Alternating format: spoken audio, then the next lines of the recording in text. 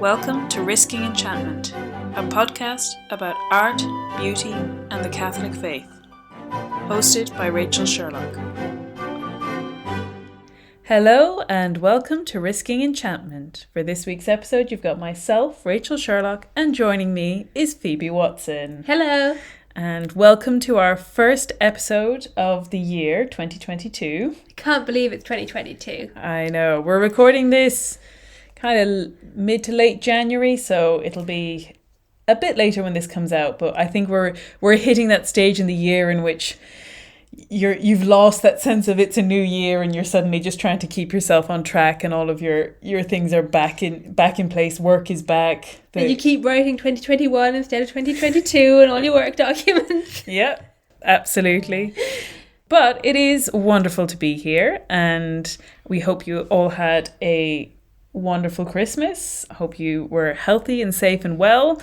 And yeah, I think Phoebe and I are still kind of vaguely in a sort of slightly festive mood. We're still watching some nice TV, cooking some nice food, but We've got like half the decorations still up. Yeah, we've swapped out the Christmas stuff. We've gone now for a more kind of wintry vibe.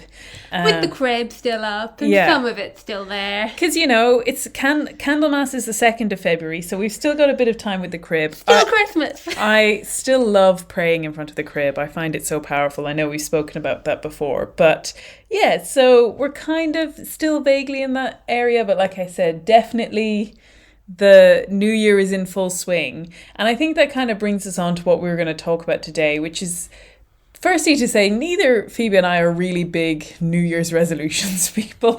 Or like New Year, New You ideas. Yeah. And I think some of it comes from the fact that if you're kind of surprised to hear that we're still vaguely in Christmas mode, you should not be surprised to hear that I categorically state that New Year's is right bang in the middle of proper Christmas celebrations. We should not be taking up salads and giving up chocolates on New Year's Day. The worst time to do it. That's what Lent is for. Exactly. You know, Lent is just around the corner. We can have all of our, quote, resolutions then.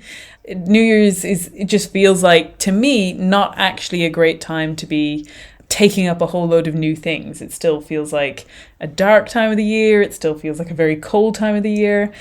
But I do think there is some merit in taking opportunities to reflect and to modify and to look at what you would like the year ahead to look like for yourself and to even, you know, plan nice things. Like, what are the things that you want to see for yourself in the year ahead? And I think the closest thing that Phoebe and I come to as like a proper resolution, and you can tell that we're not very good at it because it's the same resolution every year. And I give Phoebe full credit for this one. She was the one who said it first to me, and I think it's so great. But there's a quote that is a very good quote for like centering and grounding yourself. Phoebe, do you want to introduce it? Well, it won't surprise anyone to hear that it's a C.S. Lewis quote. And it's from the Screwtape letters. And it's where one of the demon Screwtape is talking about one of his patients who is now in hell. And says that when he got to hell, he realised that he'd spent his life doing neither what he liked nor what he ought.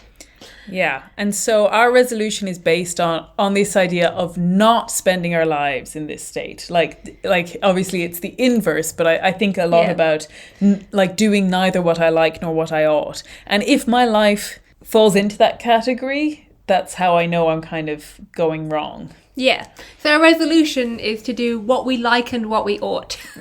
Exactly, which I think is an excellent resolution.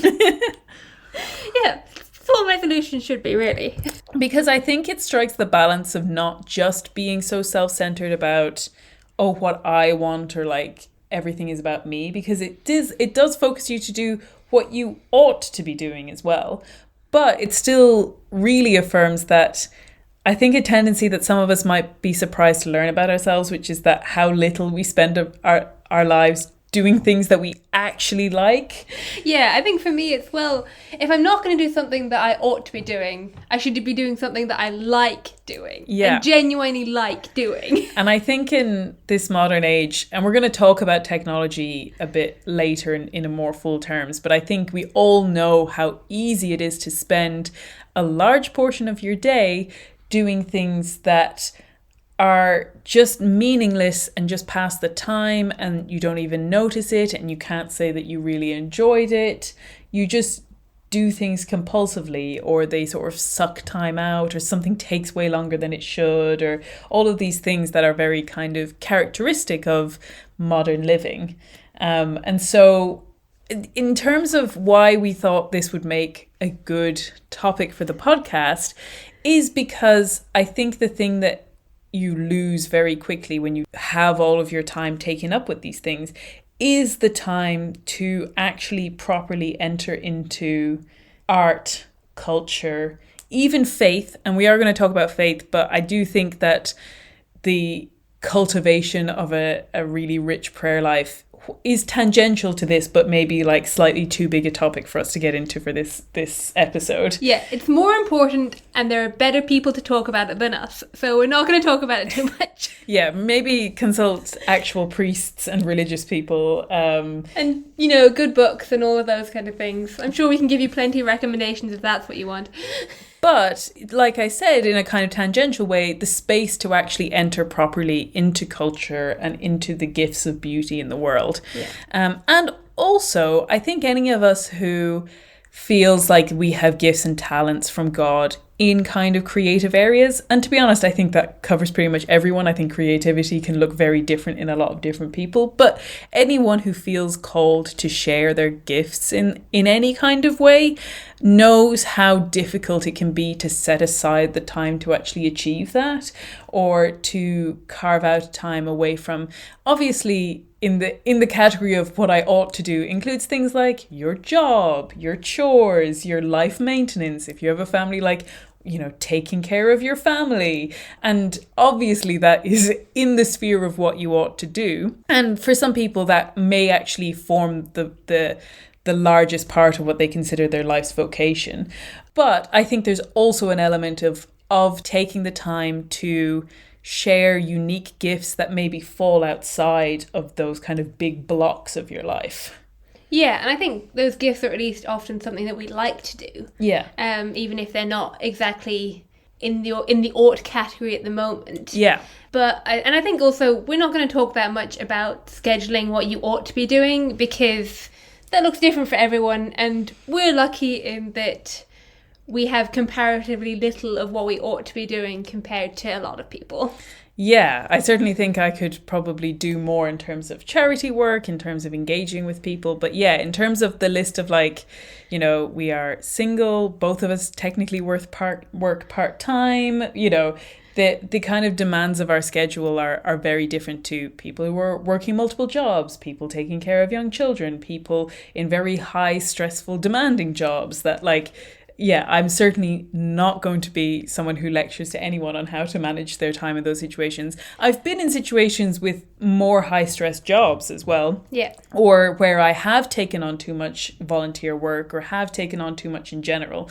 And I'll maybe speak a little bit about that. But yeah, I do think, like I said, we can't even follow our own advice for our relatively simple lives. Yeah. I certainly don't have advice for people for their much more complicated lives. If you've got a kid, anything we say, take it with a pinch of salt.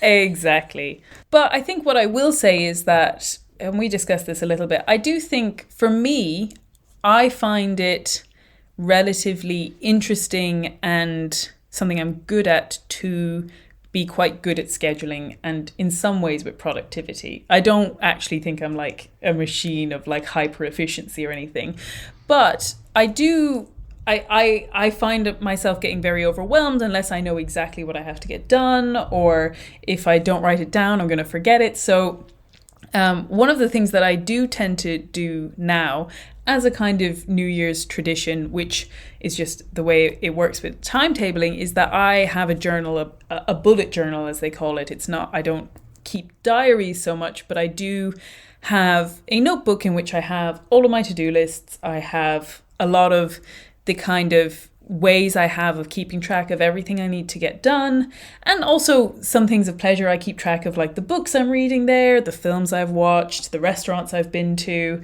I know with some people, if you know anything about bullet journals, you can see them online and people are extremely fancy, and then other people are just like, oh, it's just a book of to-do lists. I kind of strike the middle. At the start of the year, I'll set up a load of pages that are like I said, the books I'm reading and the films, and that can take some time to put in place. But once I'm into kind of my monthly sections, I kind of just, anything goes, write down the to-do list, get your groceries on there, get your phone numbers that you have to call someone. I don't care whether it looks pretty or not. But I've definitely found that it suits me and not other people. So again, it's not always something I recommend. It's definitely a personal thing. I'm experimenting with it this year. We'll see how it goes. But I really like it because it feels like a very human, tactile, analog way. I don't necessarily find reminders on my phone all that useful. Even like I have done some kind of spreadsheets with budgets and they're useful to a degree, but I do prefer to just have a notebook and like let that notebook kind of rule my life to a certain extent. And I find it as like I said, kind of a way, especially at the start of the year, to say, you know, what are the travel things that I want to do? When are my friends' birthdays that I want to make cards for? Like, to me, the bullet journal really does help with managing my time so that I can actually get around to things that I like. At the moment, I'm experimenting with a kind of, they're called habit trackers, where I have just like a list of things that I want to get done. Some of them are like for every day. Some of them are so more of a weekly thing, but I just keep a check of, did I go for a walk today? Did I read a book today? Did I go to mass today? And to kind of try to achieve maybe 7 or 8 of those things every day. And it's really, really good at making me do those things. But it's interesting how I wonder about falling into the kind of trap of over-efficiency. I think in our world, efficiency is so highly valued. It's like, can you produce more? Can you get your schedule so tight? And it's almost like if you just so hyper manage your schedule, you will achieve everything you want to in life. And I think actually we're going to make the point that that's not a very Catholic way of looking at the world, that over prescribing and over focusing on what is considered productive is not actually leaving space for humanity. I think I said just at the start of this that like there was a time when I had just taken on too much. Like I was working full time and I'd taken on a whole load of volunteer work, and it all sort of came at once at one stage. And this had happened a couple of times. It was like a cycle I was in for a while.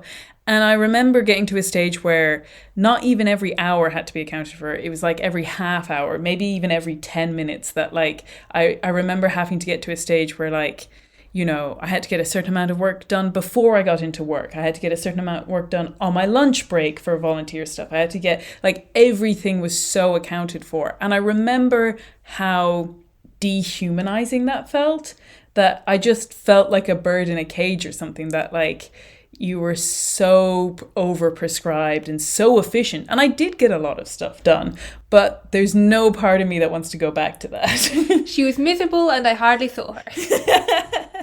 And like I said, it was just a combination of bad planning and then also just bad luck that everything kind of came at once.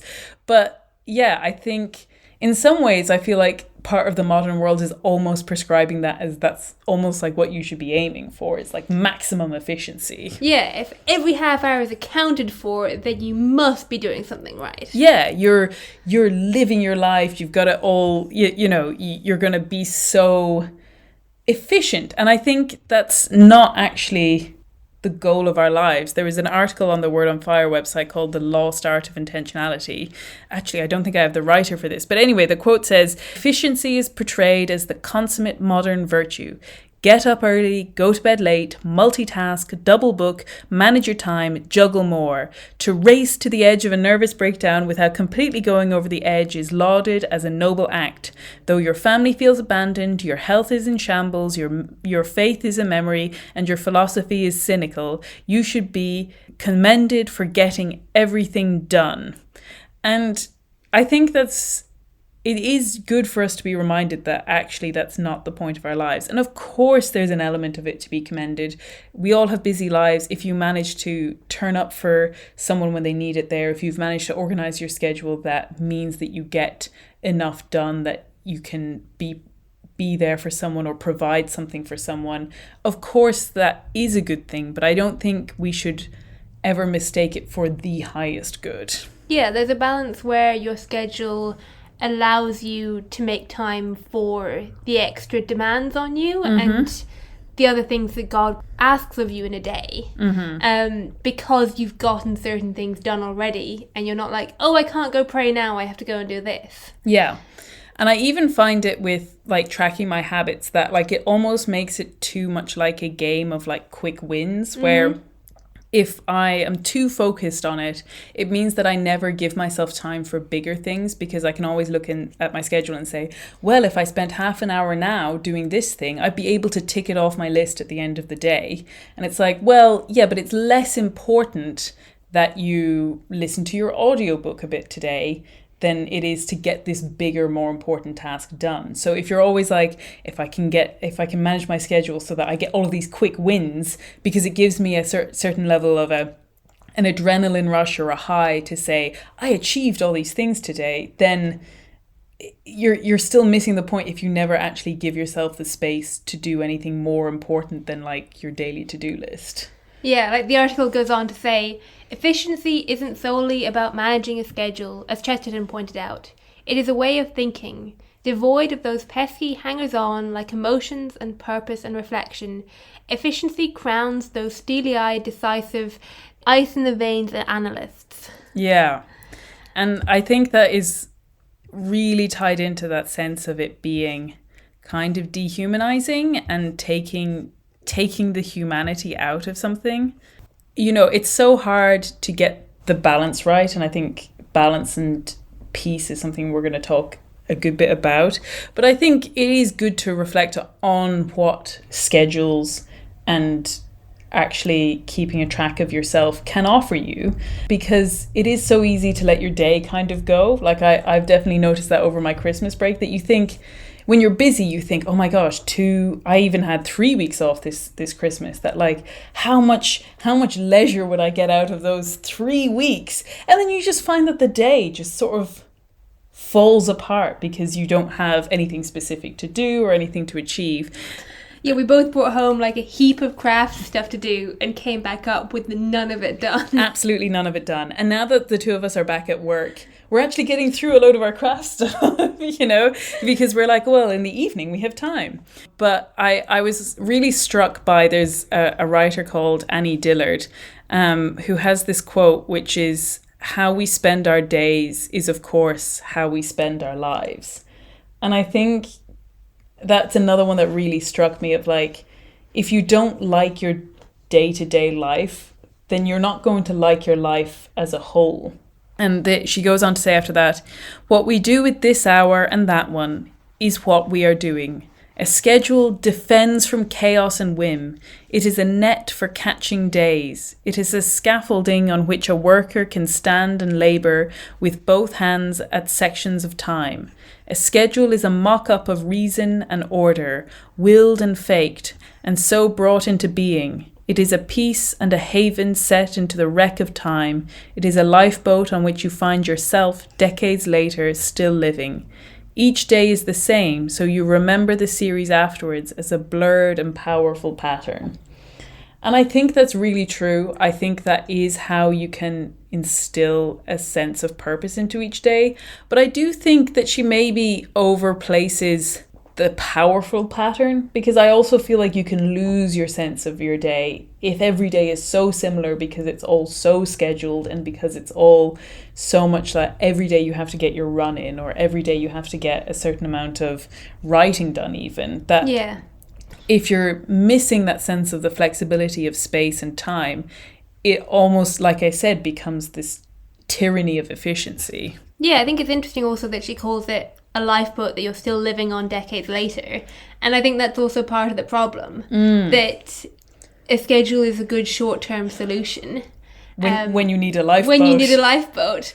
But if you don't at some point get off the lifeboat and not get rid of the schedule, but change the schedule, then you end up stuck on the same lifeboat forever. Yeah, absolutely. And I think there is a sort of need in our day and age to reclaim the lack of efficiency.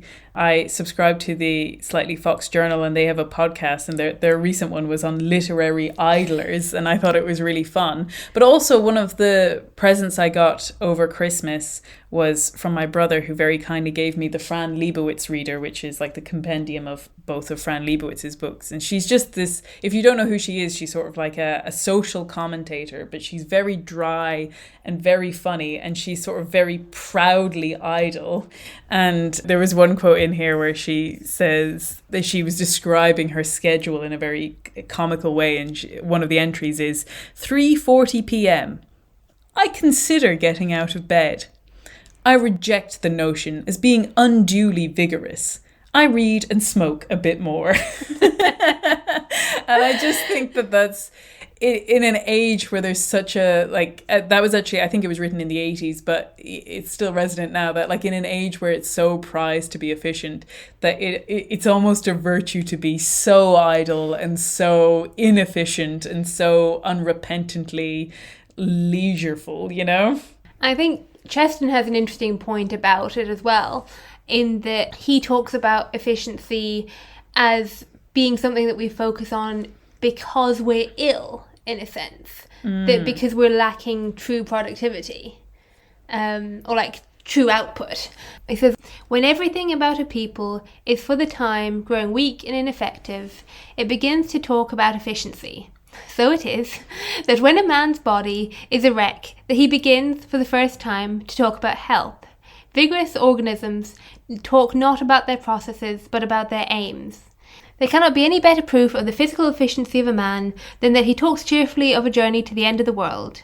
And there cannot be any better proof of the practical efficiency of a nation than that it talks constantly about a journey to the end of the world, to the judgment day and the New Jerusalem.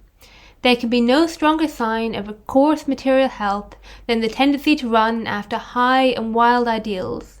It is in the first exuberances of infancy that we cry for the moon. None of the strong men of the strong ages would have understood what you meant by working for efficiency. Hildebrand would have said that he was working not for efficiency, but for the Catholic Church. Yeah, I think that's really interesting. And I think it really plays into this idea of us losing the sense of life as a process of worshipping God, that the goal of life becomes productivity or output or being a worker. I know Joseph Pieper, in his book, The Leisure, the Basis of Culture, he talks a lot about this and how we need to reclaim leisure as a real thing, not just the absence of work, and that real leisure is a celebration, and in celebrating it celebrates God. He says, the vacancy left by absence of worship is filled by mere killing of time and by boredom, which is directly related to the inability to enjoy leisure. For one can only be bored if the spiritual power to be leisurely has been lost. There is an entry in Baudelaire, one must work if not from taste, then at least from despair, for to reduce everything to a single truth, work is less boring than pleasure. Ooh. That is really upsetting. That is very upsetting. That we can be so detached from the meaning of our lives to get to a stage where actually pleasure is so unsatisfying that it becomes more pleasurable to work, because at least at the end of it you have like some form of like, I did this.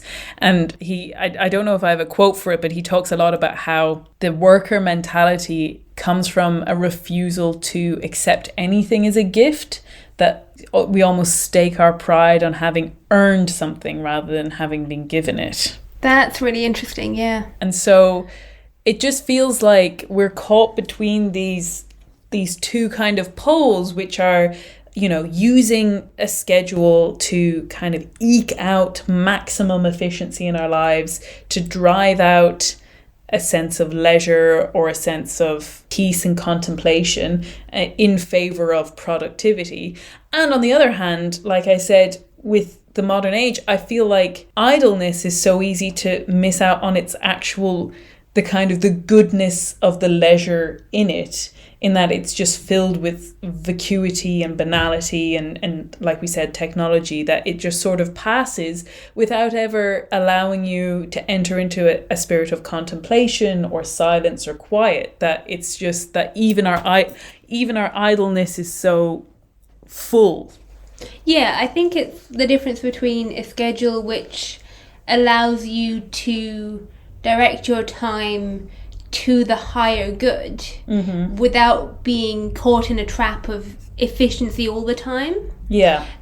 Versus what you can have with a schedule or without a schedule, which is that constant demand to be efficient and get things done quickly. Yeah. And then you collapse into idleness and don't have any brain power to actually think of something nice to do. So you end up flicking at the TV or scrolling on your phone. And then you go back and do some more work and try and get it done as quickly as possible. Absolutely. And I think so much of it comes from a fear of being present to our thoughts and to the reality of the world and the reality of the time. I know, it's such a cliche, but it is such a powerful line in The Lord of the Rings when Frodo says, "I wish it need not have happened in my time." And Gandalf replies, "So do I, and so do all who live to see such times. But that is not for them to decide. All we have to decide is what to do with the time that is given us." And I don't think that's a call to productivity. I think that's a call to enter into the true call of the age, which comes from God, which means that we have to be open enough to receive what that call is, and not to just presume it's to earn as much money as possible or to be as productive as possible or to be the most efficient worker or even to reject all of that and to do nothing with your time and fill it with nothing. Absolutely.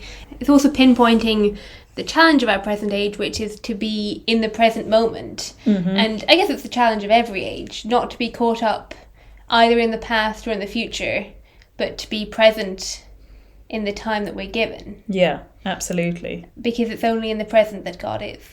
And so I think we were going to talk a little bit about, Phoebe, you have some examples of what a kind of redeemed version of both a schedule and even like a lack of schedule looks like.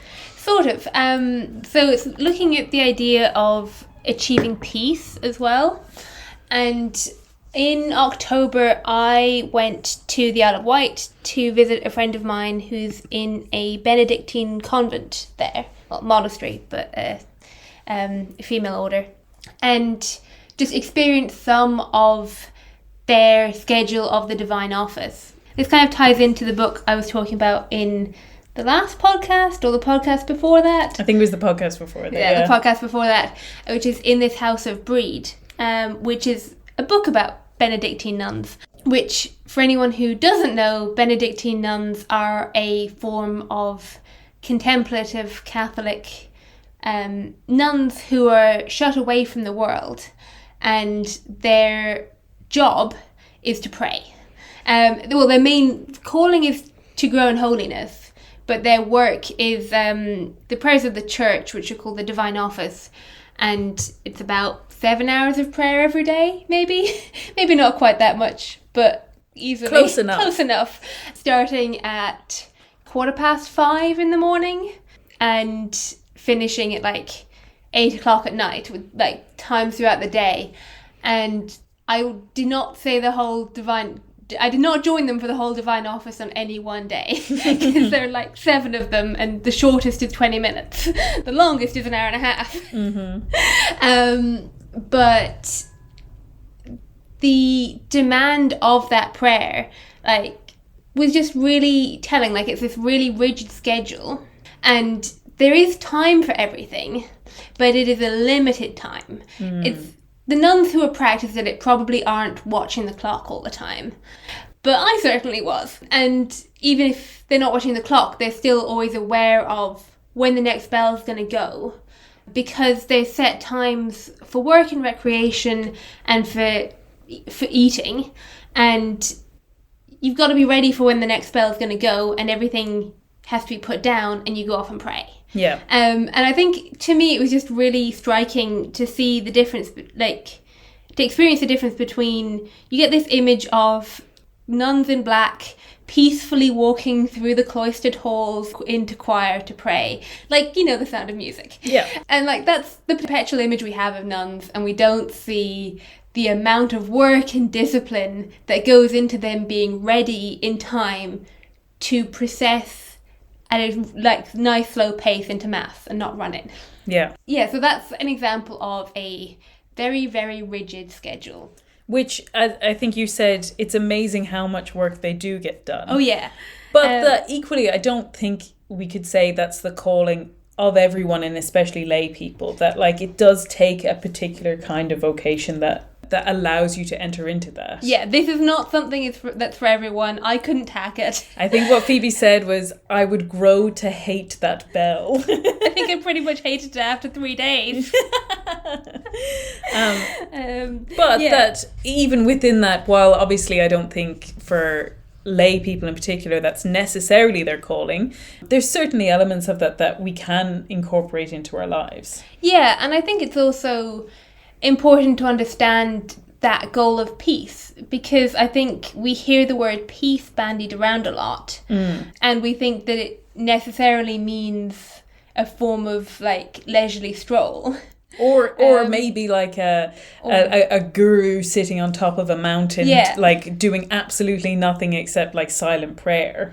Yeah, and I think it's more to delve into the idea that there are different types of peace, and this particular type of peace is one that comes with a very strict schedule. Yeah. I'm just going to read out a quote from the beginning of the book that delves into that idea of peace. The motto was Pax, but the word was set in a circle of thorns. Pax, peace, but what a strange peace, made of unremitting toil and effort, seldom with a seen result, subject to constant interruptions, unexpected demands, short sleep at night, little comfort, sometimes scant food, beset with disappointments and usually misunderstood, yet peace all the same, undeviating, filled with joy and gratitude and love. It is my own peace I give unto you, not, notice, the world's peace. And I think that's so telling as we try to balance our lives. Yeah. In this way, that it's not about thinking that we can achieve like the Zen calm of having everything structured and everything will be fine. Yeah. But that different ways of doing things can lend themselves to different areas where we want to develop. And that the goal is not to live in a way that shields you from unexpected happenings or interruptions, like it's said, or even catastrophe. Like I think there's quite a few references in the Bible to that like that sense of peace that would carry you through a storm, that like peace is not just the avoidance of upset and harm and all of those things, that actually peace is something that should carry you through all of those things. Yeah, definitely. And I think a quote which really ties into what we were saying about efficiency earlier is one of the main characters asks the question, is it easier to be than to do? As a challenge to someone who is kind of pushing for a more like active missionary approach. And I think it's that challenge of setting aside time to be that we're also looking at, which again also requires a schedule so that it doesn't get dwindled into idleness all the time. Yeah, absolutely. Yeah, and then the other form of peace that I wanted to talk about was one that you got to experience in September, which is the peace of my family home. Yeah, and I certainly hope that everyone feels a certain level of peace when they're in their family home. And like, I certainly do. I feel, you feel at home with the people who raised you. Hope, like, please God, you're in that situation. But I was amazed, like Phoebe talks a lot about this sense of peace with her family. And I just, on a certain level, kind of assumed it's just the peace that everyone feels at home. But when I went to visit your parents in September, like you said, it was amazing how their house does just radiate this sense of like quiet peace. Yeah, and I mean, it's a piece that I come and interrupt. Like, quite clear. Like, it's also a piece that's gained by the fact that all of us kids have grown up. And it was still there growing up to a certain extent. But it's the piece of a kind of unscheduled discipline where there is a sort of schedule. Like, my parents are much better at getting up in the morning than I am. And, like, some work gets done. They stop for coffee and cake and do a crossword, and some more works get done. The dog gets walked. Lunch happens. Things just like happen without a fuss, and with this sense of abiding peace a lot of the time. And it's a peace that is won by my parents having the discipline to take up their work without like to just go off and do it, and then to put it down again and come in and like make the time to do the crossword, and then go out again. It's like what I think your quote was saying there about the ability to set down your work. I've got a quote on that in the monastic piece that needs discipline as well. Discipline. At the sound of the bell, a speaker must stop. Well, not in mid-sentence, said Dame Clare, but stop. A writer must stop too, even in the middle of a paragraph. The artist must lay down her brush, the cleaner her broom or dustpan. And I think we've kind of lost some of that even with... In Ireland, it used to be very traditional that everyone would say the Angelus. Like, the Angelus still plays on our TV and our radios. That sense of... And it's almost a joke at this stage. I don't know if there's any kind of comparison to this anywhere other than Ireland. People who are Irish will know exactly what I'm talking about. People outside will find this amazing. But on the TV, and I still remember it, I think they only do it once a day now, but I think it used to be twice a day. They would play this little like video montage while a bell would toll for the Angelus. And the montage was always people pausing in what they were doing and sort of glancing up into the distance as if they were listening to the bell to presumably say the prayer. But it's like all of this montage of like an old lady putting down her trowel in the garden, or a teacher like stopping in the middle of a class to look up to the corner and pray. And like, I think I'm kind of making fun of it here. I think it was really good. I'm very in favor of it, but in terms of just like that imagery is so iconic to me that it's kind of funny at this stage that it's just so predictable in the kind of like it's always they update the snippets every once in a while. It's like a different set of people pausing from their work to glance away.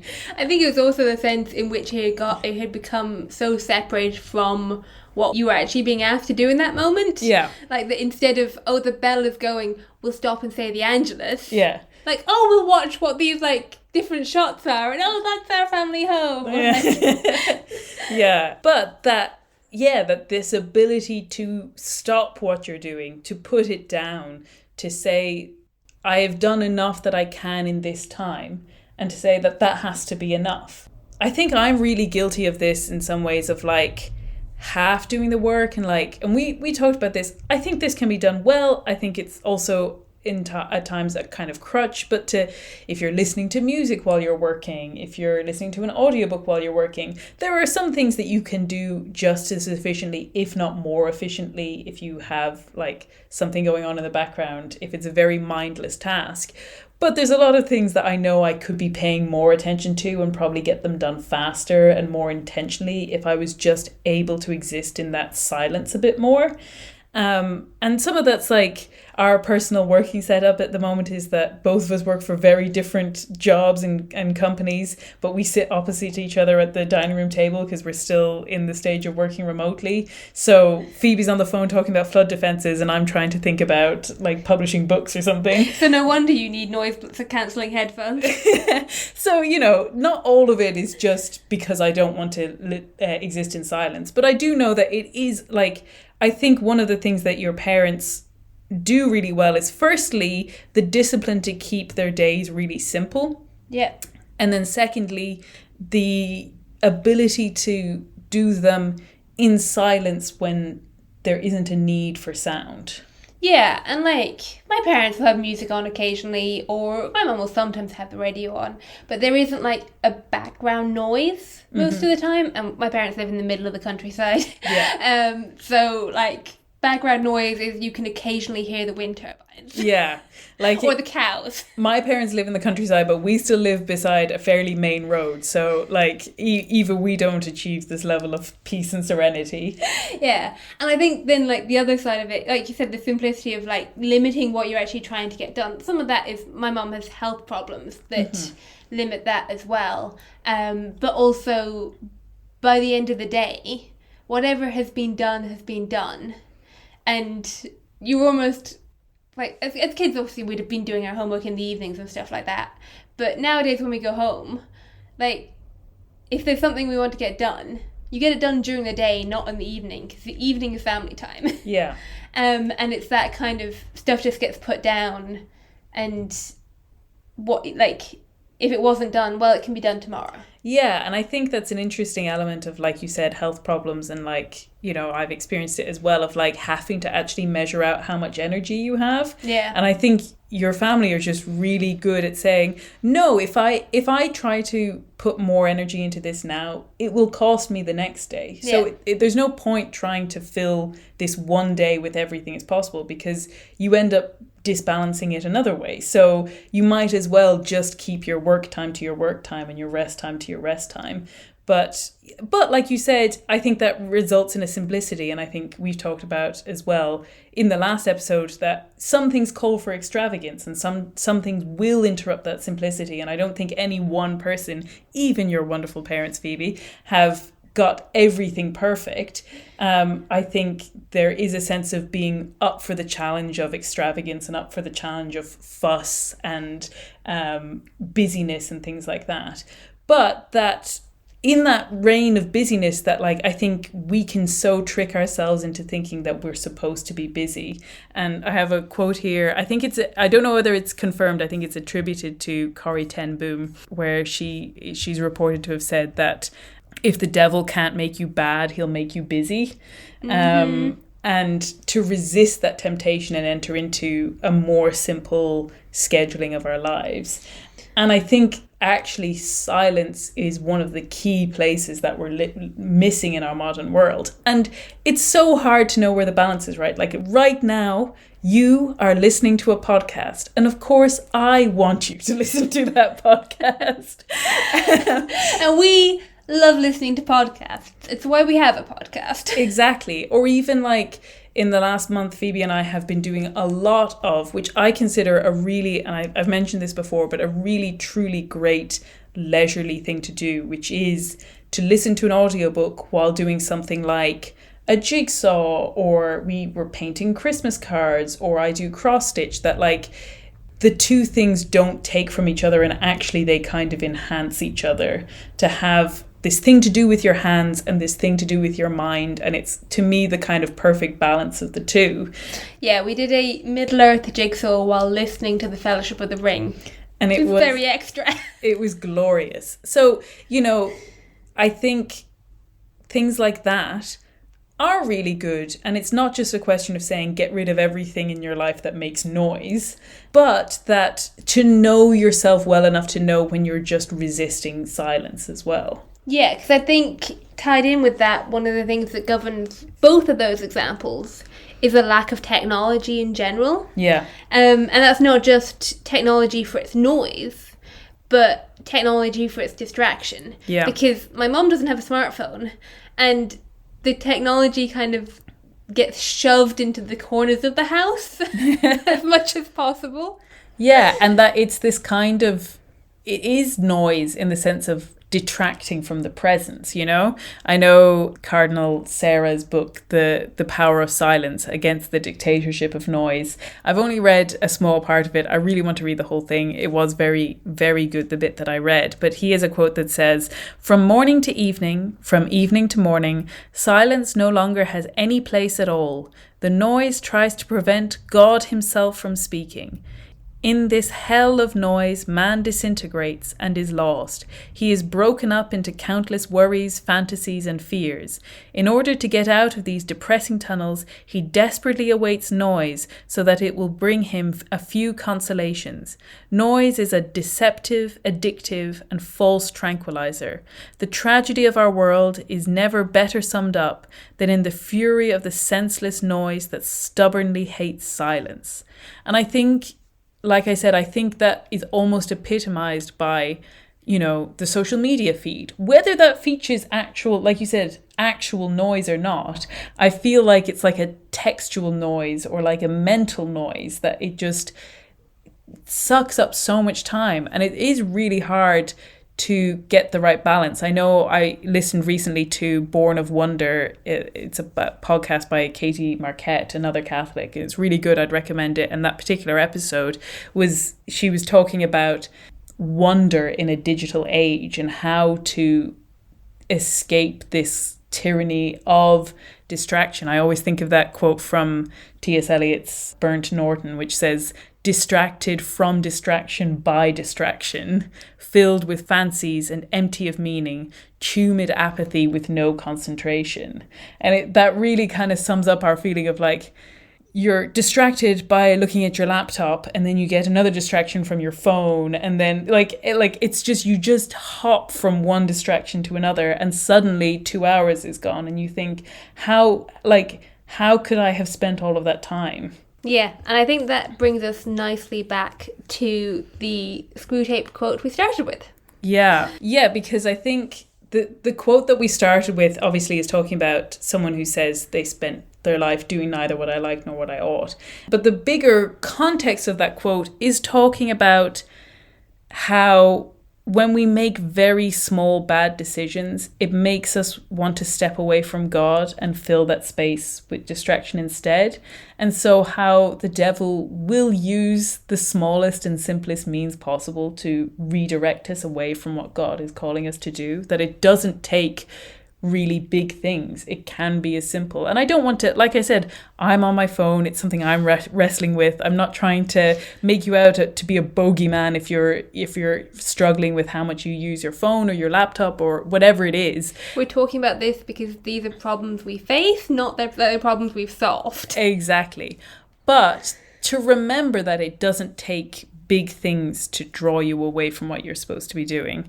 So he's giving the advice on how to treat this subject that they're talking about, the junior devil is in charge of, who is suddenly in with a new set of friends and he feels slightly disconnected from his faith, even though he wouldn't have actually put it in so many words, but he just has this general reluctance to enter into it in the way he used to.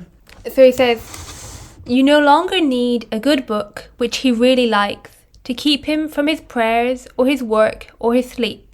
A column of advertisement in yesterday's paper will do. You can make him waste his time not only in conversation that he enjoys, with people whom he likes, but in conversations with those he cares nothing about, on subjects that bore him. You can make him do nothing at all for long periods. You can keep him up late at night, not roistering, but staring at a dead fire in a cold room. All the healthy and outgoing activities which he want him to avoid can be inhibited, and nothing given in return, so that at last he may say, as one of my own patients said on his arrival down here, 'I now see that I spent most of my life doing neither what I ought nor what I liked.' It does not matter how small the sins are, provided that their cumulative effect is to edge the man away from the light and out into nothing. Murder is no better than cards, if cards can do the trick. Indeed, the safest road to hell is the gradual one, the gentle slope, soft underfoot, without sudden turnings, without milestones, without signposts." It's Lewis is so good. It's so good. I mean, just replace staring at the dead fire with staring at your phone, and you've got most of our world's problem. I know, and I think you and I said that actually we almost feel like the dead fire might have fewer negative impacts than staring at your phone, because the phone actually makes your mind feel like it was filled with something, as opposed to, I think on some level when you're staring at the dead fire, you know that it's filled with nothing. It's like the illusion of having entered into something rather than the reality of having not entered into it. But yeah, I think it's so telling. And so, yeah, that comes back to, maybe our February New Year's advice for people, which is to reflect on their time and see, like, now I see that I spent my life doing neither what I ought nor what I liked. That, if you're getting one of those, like if your life is filled with things that you ought to do, well, at least that's something. But if you manage to lose out on both sides of that coin, you're really losing out.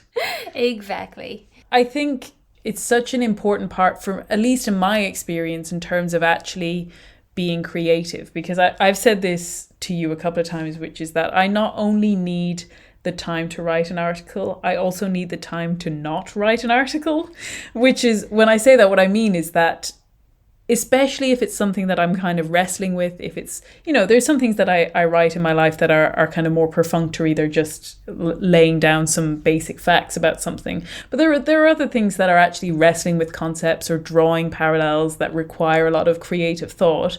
Or even I've done some creative writing as well. And I find that I have to give myself the space to dawdle, to walk around and not listen to anything, to think. And it's only after having given myself enough time of that I can really feel that I can sit down and actually produce something more complex and more creative. And I do find if I bring social media into that, all of that not doing the things time is totally spoiled, because it's so much not emptying your mind out. Interesting. Yeah. Yeah, I found it really interesting in the book In This House of Brede that there's quite a lot of creative people in it. And some of them are nuns, and like their creative outlet has to be governed by their schedule, and for them they're going off course and out of their vocation if their creative outlet starts eating into their call to pray. Yeah. But there's also a professional sculptor in there who is creating this new altar for the abbey, and he's supposedly a world famous sculptor, and is choosing to use a simple mallet and chisel rather than anything like electric or hand power or like properly driven, because it gives him time to choose a new ware. And it's in that like taking the time to do it properly. Like even he's insisted on coming to the abbey to carve parts of it in place, rather than just finishing it all in his workshop and sending it ahead. Yeah. And I think that's just a really interesting reflection on what it means to give creativity the time it needs. Yeah.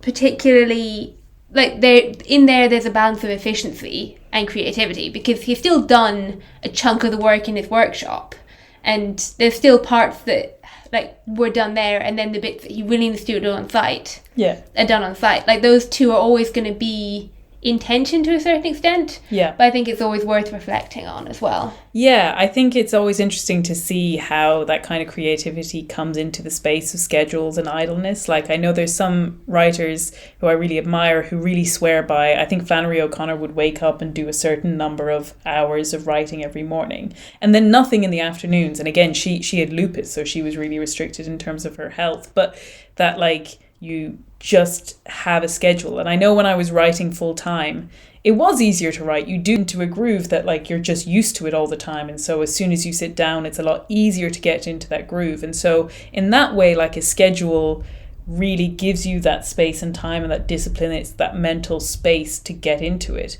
But I find when, let's say, for example, with me, with writing isn't my primary thing that I do every day anymore. And so I need to break away from my usual to-do list in order to re-enter into that kind of more creative space. And you can't take the shortcuts, like you said, or that like in our world, we're constantly looking for technological ways to get around beauty and adornment. And some of it is just that we've given it up. We're like, oh, our buildings don't need to have beauty sculpted into them. They don't need to have, like touches and finishes and all of those things. There's a couple of dreadful buildings going up near us at the moment. It's really awful. But the building directly opposite us is being conserved and in a really beautiful, careful way. And it's amazing to see the difference of what those two things look like. And so, you know, someone, I think it was my friend Greg, who pointed out to me recently that, like, really it should be, we have all of the technology to do more adornment and decoration. Like, you can have 3D printing, you can have laser cut, you can have all those things. And isn't it amazing that that hasn't resulted in a more democratic spreading of beauty? All it means is they get looked at and goes, nah, that costs too much. Exactly. So we used to be able to do it when it was harder to do, and now it's literally easier and cheaper to do it, and we still don't do it. And so I think that really shows that you just can't actually take shortcuts with beauty and creativity. There's a quote from Martin Luther King Jr.'s on the 3 sicknesses of the US society. And I'll admit, I got this quote from the Born from Wonder podcast, so do keep an ear out for it. But he's reflecting on this, and he says, the second aspect of our afflicted society is extreme materialism. An Asian writer has portrayed our dilemma in candid terms. He says, you call your 1,000 material devices labor-saving machinery, yet you are forever busy. With the multiplying of your machinery, you grow increasingly fatigued, anxious, nervous, dissatisfied. Whatever you have, you want more, and wherever you are, you want to go somewhere else. Your devices are neither time-saving nor soul-saving machinery. They are so many sharp spurs which urge you on to invent more machinery and to do more business. This tells us something about our civilization that cannot be cast aside as a prejudice charged by an Eastern thinker who is jealous of Western prosperity. We cannot escape the indictment.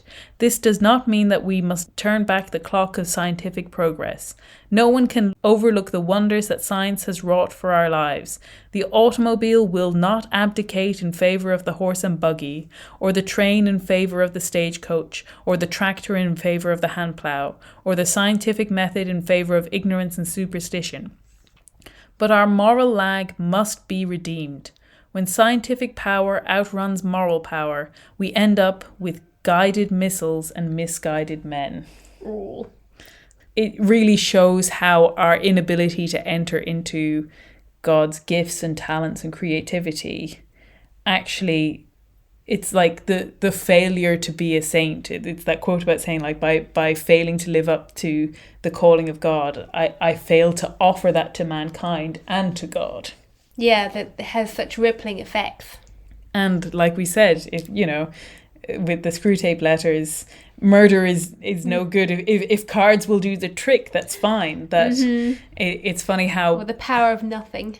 And that by each of us relinquishing and buying into this aspect of our modern lives, that collectively we're all missing this opportunity to create more space for the worship of God.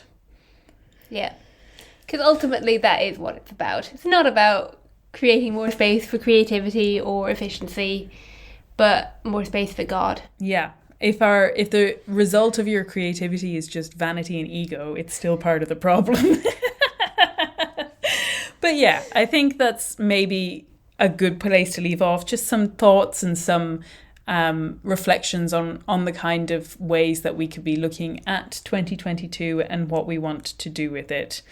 And before we close out, though, we said in our episode on the classics that we were going to take some messages and emails and kind of respond to them. So we're just going to take a few minutes to do that. We had some lovely messages. I think we've collated them all. I'm so sorry if I've managed to miss out on your message here, but we do have some good book suggestions from listeners. So do we want to start? I'll actually start with one which I think actually came in before the episode was released, if I remember correctly, but it ties in perfectly, so I'll read it out anyway. Michael Wilson emailed in to say that he very much agrees with me on Charles Dickens and his use of humour. I am thrilled to hear that. I listened to Nicholas Nickleby over Christmas and I found it very, very funny. But he says he would suggest Martin Chuzzlewit as one of my favourite of all times, and then the Pickwick Papers are his most humorous.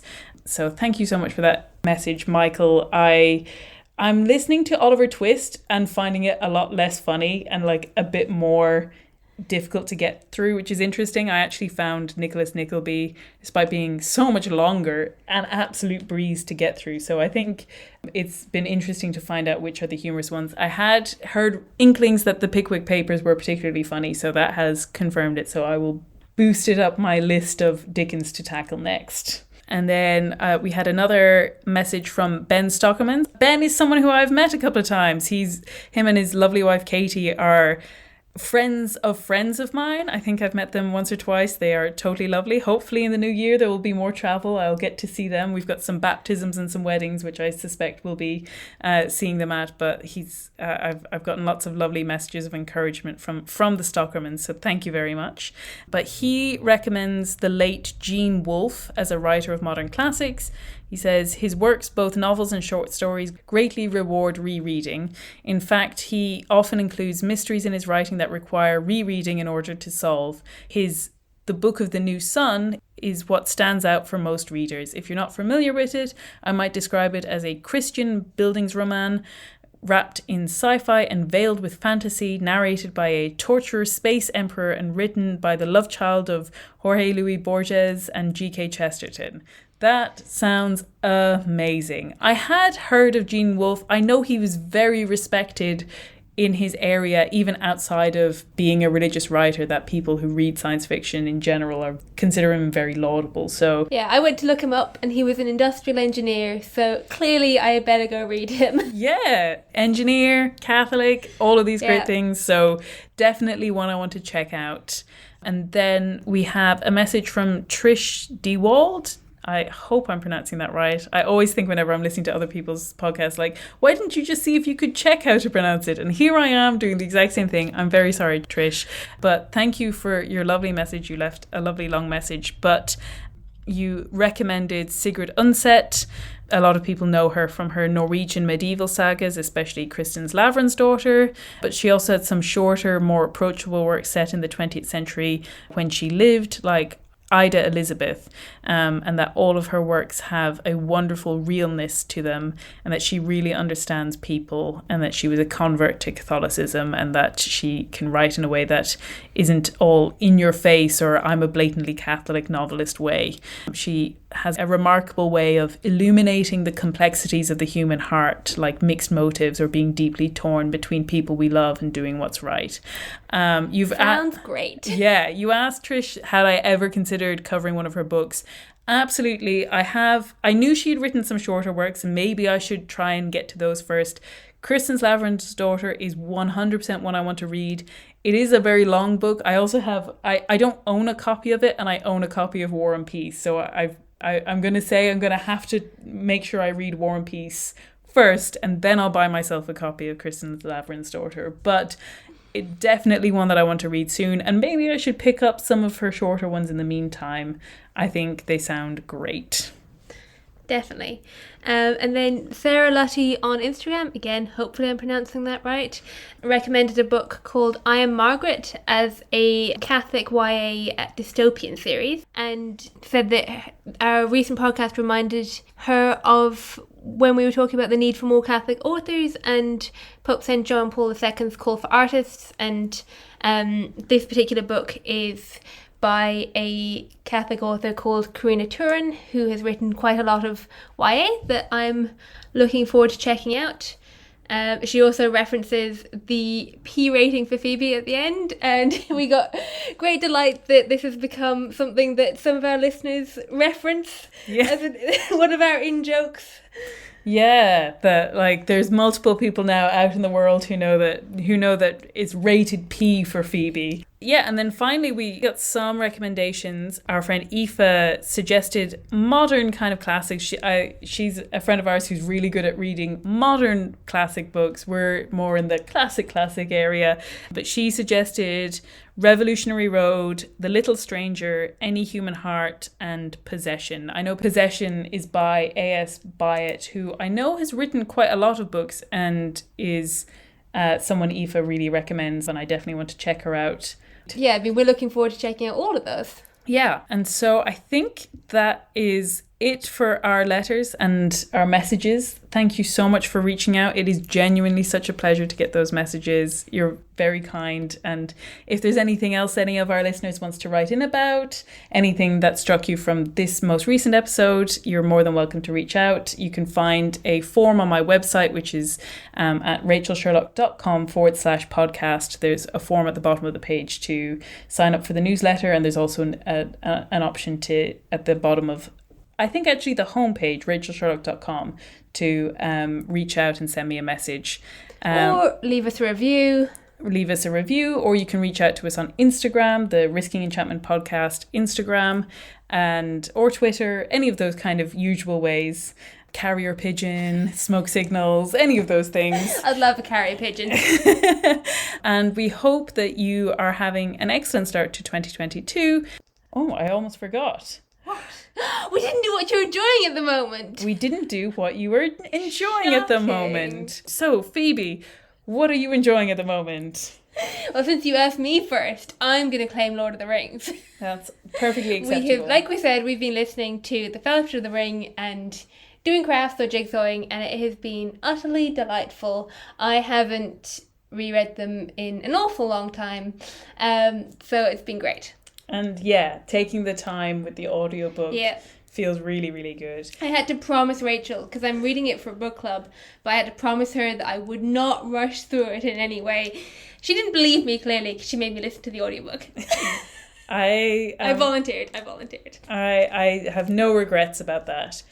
For myself, obviously I'm enjoying that as well, but that might be a bit obvious. So while Phoebe has taken Tolkien, I'm going to take C.S. Lewis for once. We're going to swap over our favourite authors and say that I am in the middle of reading That Hideous Strength. Obviously, I don't know how it ends. There's still like 200 pages, so it could go any way. But so far, I am really enjoying it. I'm finding it very, very good. So that is what... I have mixed feelings about that particular book, which is funny. It might end up being the one that you like and I don't. Exactly. So we're upsetting all the expectations here. We have finally finished, and thank you again for listening, and we will be talking to you again soon. Goodbye. Bye. This has been Risking Enchantment. Music by Kevin MacLeod. You can follow me on Instagram and Twitter with the handle @SeekingWatson, and you can find out more about me and the podcast at rachelsherlock.com. Thank you and God bless.